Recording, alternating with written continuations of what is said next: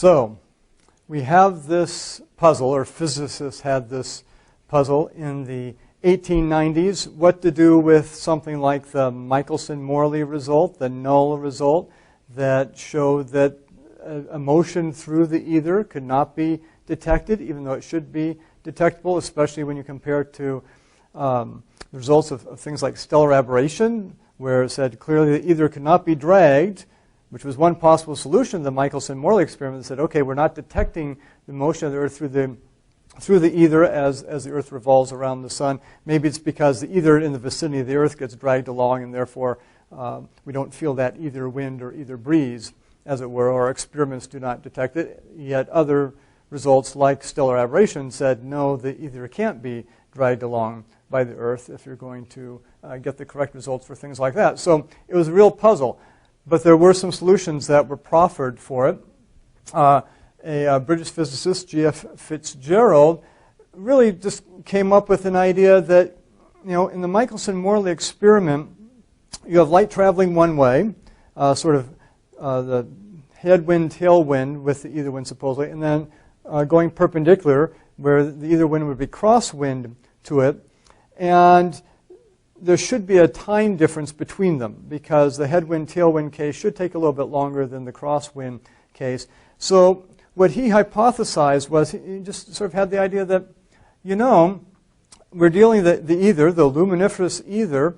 Clearly there's some electromagnetic effects perhaps going on. Matter itself was thought to be composed of perhaps electrical particles. The electron actually hadn't quite been discovered at this point, but the idea was in the air that certainly electromagnetic quantities could explain perhaps the very essence, the constitution of matter. So if matter itself was electromagnetic in nature, the atoms involved and so on and so forth, perhaps there was an effect as matter, in this case the Michelson-Morley apparatus, traveled through the ether against it, that it got compressed a little bit.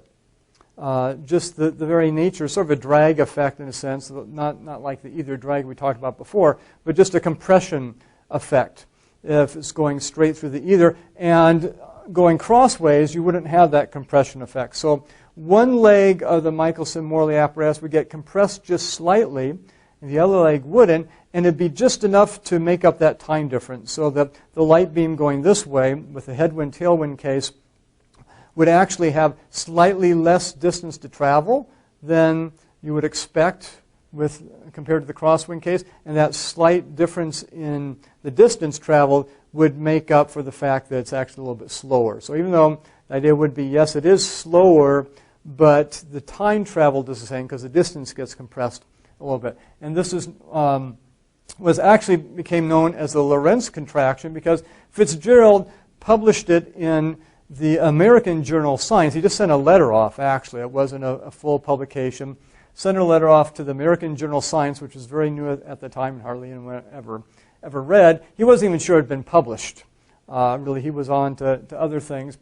A few years after this, in the mid-1890s, Lorentz, who we've mentioned before, was developing a full-fledged theory and extending Maxwell's theory and really puzzling over the Michelson-Morley result, and had a similar idea.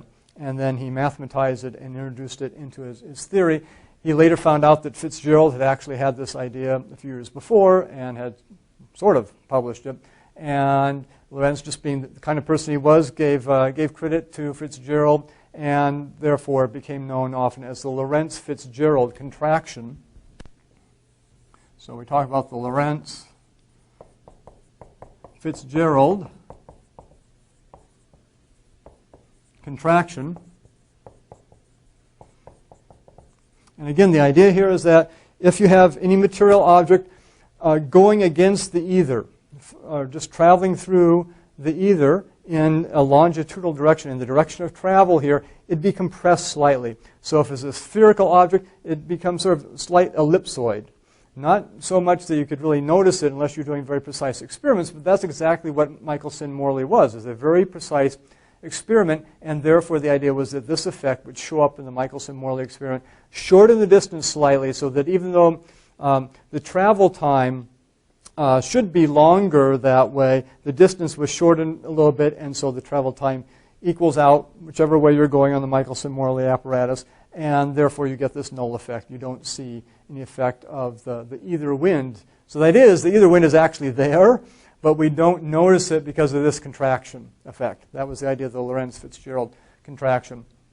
Henri Poincaré also took some of Lorentz's ideas, 1895 and following, over the next 10 years, and they both developed them further. Both of them also played with ideas of that time itself might be elastic, sort of like length is a little bit elastic here. It can change a little bit, the physical length of something.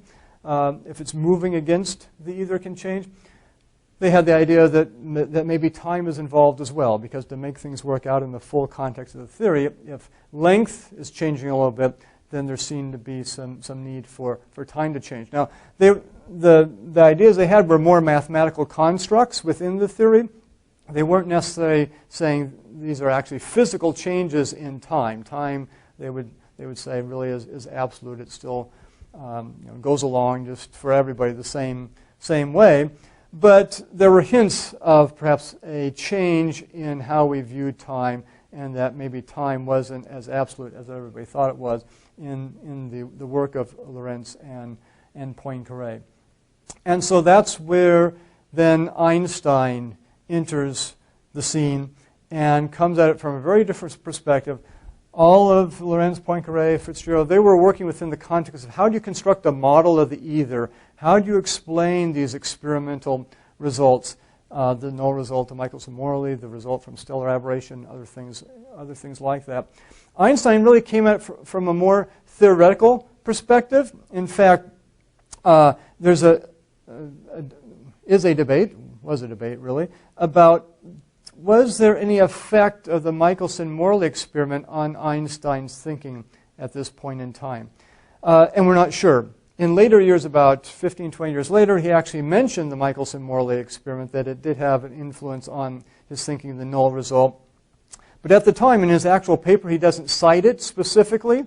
He clearly was aware of it, and a number of other experiments like it in terms of investigating the properties of the ether, because we know he read an article about 1899 or so where it was mentioned among a number of other of these experiments. But the evidence that it really had a decisive influence at the time is lacking. He seemed to be bothered more by, as we mentioned previously, these theoretical asymmetries in electromagnetic theory versus the principle of relativity.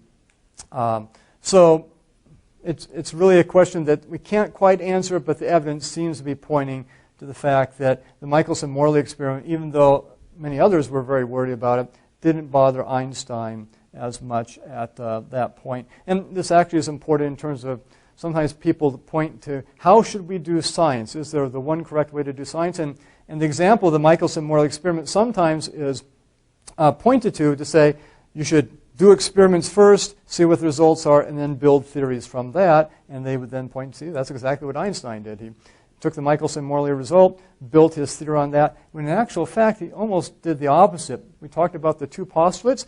He really took results from electromagnetic theory and the principle of relativity from physical theory and built this theory on those two postulates, and then later on compared it to experiments. So philosophers of science and others argue about these things. But the evidence, historical evidence, seems to say that Einstein did not, we should say the Michelson-Morley experiment did not have a decisive influence on Einstein in terms of his June 1905 paper on the special theory of relativity. Well, what was Einstein's ethereal solution? So the solutions, Fitzgerald, Lorentz, Poincaré, they're still working within the context of the ether, figuring that maybe matter itself is modified as it travels through the ether, and maybe even time, the nature of time itself is modified, at least in a mathematical sense in terms of the theory. What did Einstein come up with? Well, we've talked about his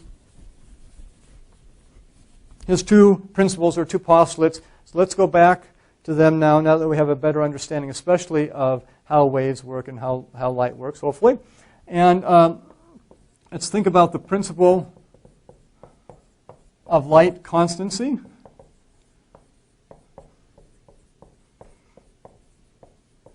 one of the two postulates, the other one, of course, being the principle of relativity. And we want to look at three cases here, because what Einstein, his great insight was to say, yes, the principle of light constant, that's true.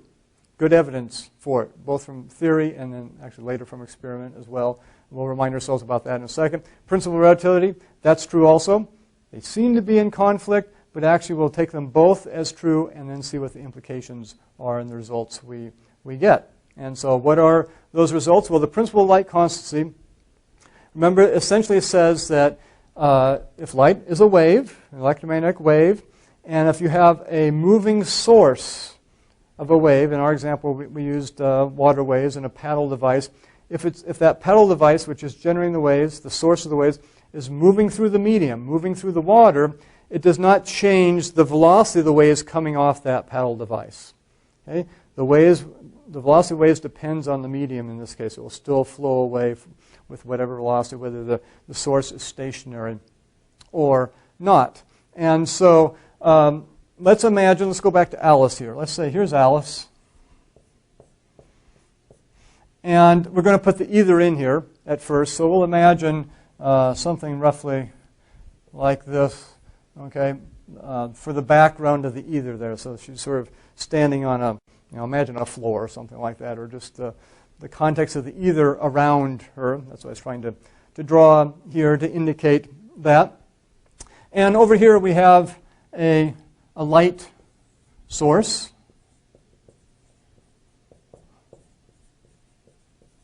And let's get, so it's generating a light beam that is going to travel past Alice here, or Bob, or whoever we want, watching it there, observing it there. So if everything is stationary here, Alice will just measure this as velocity c. Okay? Nothing too strange about that. It's just the velocity of light going by, nothing in motion. Okay, so that's our first case. Now let's say, though, what happens if we put our light source in motion? Okay, so this is, again, like our paddle device. This is the source of the waves. We're going to put it in motion. We're assuming that ether exists here. That's our medium. So if we do that, if we say this is moving now with velocity v, Alice is still standing over there and has some device where she can measure the speed of the light, the velocity of the light going by. Based on the principle of light constancy, or really you could say wave constancy, that the speed of the wave in this case is not affected. Moving source does not affect the speed of the wave. In other words, if I move my light source, say just a fancy flashlight here that's generating the light beam going by, if that's moving at some velocity v, the velocity that Alice sees for the light wave will not be c plus v, it will still just be c. The velocity of light, again, presumed moving through the ether. Okay? So that's that case, right? And again, it's standard, nothing strange there. But now what Einstein essentially said is, let's apply the principle of relativity to this case. Because we're assuming this is true, perfectly fine here, but we're also assuming the principle of relativity is true. And so what the principle of relativity would say is that this case here, where the light source is in motion toward Alice, is the same thing as, let's just put an X through here for a minute to remind ourselves that was there a minute ago. What if we put Alice in motion this way? Okay? Toward the light source. So now the light source is stationary. Alice, if the ether exists, is moving through the ether toward the light source. And essentially, in that case, well, first of all, note that these two cases should be equivalent. Okay? That if the principle of relativity is true, we shouldn't be able to tell the two cases from each other. That whether Alice is moving toward the light source or the light source is moving toward Alice should be the same thing. We can't tell the difference. It goes back to the coil and magnet, that the example Einstein used at the beginning of his paper on the special theory of relativity. They should be equivalent situations. But let's think about this a minute in the context of the ether. That would say then that now Alice is moving through the ether. So from her perspective, there's the moving medium involved. Remember we talked about how when you move the actual medium itself and you have a wave going through it, then that speeds things up. That the speed of the wave to an outside observer will seem to be going faster because the medium is moving and then the wave itself through the medium is moving, so it carries it all along. You get an increase in speed. But what Einstein is saying is, if the principle of relativity is true here, both these cases should be equivalent. That if the light source is moving toward Alice, and Alice is stationary, by the principle of light constancy, the velocity of light is still c. Nothing changes. But if we switch it and have Alice moving toward the light source, it should be an equivalent situation. The normal theory of waves would say, no, now we add some velocity to this light. Einstein says, no, we're going to take the principle of relativity as true. There's good reasons, theoretical and experimental, to accept that. And so even though it seems like there's a contradiction here, we will assume there isn't. And therefore, this situation, Alice will still see the speed of light to be c. And in fact, the general conclusion is, no matter how an observer is moving with respect to a light source or a light beam going by, therefore it will always be c. It will never be c plus v in any given situation, because principle of light constancy is true. If the light source is moving that way, it's c. Therefore, by the principle of relativity, if you have Alice this stationary and Alice moving this way, which is equivalent, if principle of relativity is true, you can't tell the difference between those two situations. And therefore, in that case, too, Alice will still see it be c, not c plus v. And what this means is, Einstein's conclusion was that the either was superfluous. And if you looked at his paper, he states it almost right at the very beginning, first page or two of the paper. He says, the results of this paper, or words to that effect, will show that the concept of the either is superfluous. And then he developed some of the implications of that, which we will be looking at starting next week. But it's almost a throwaway line there. Well, this just shows that either is superfluous. And the response of many people would be going, huh? What are you talking about? We need the either. How do you explain how light waves work without the either? People like Lorentz and Poincaré had been working for years on this and developed very sophisticated theories, and you just want to throw that out, this 26-year-old Einstein? And yet, by going back to the sort of basic foundations of physics, how we think about length and time, based on these two postulates, Einstein gradually won people over. Later in the course, we'll talk about sort of what happened after 1905, because it wasn't an immediate acceptance of the theory, but it did take a while. But eventually, people were won over to sort of the Einsteinian point of view in this. So, again, principle of light constancy plus the principle of relativity. The conclusion Einstein drew is that c, the velocity of light, is a constant no matter how you're moving. Whether you're moving toward the beam or away from the beam or sideways to the beam or however the beam is moving, you will always measure the speed of light as c. And again, that's going to have some very interesting and strange consequences, which we'll get into starting next week.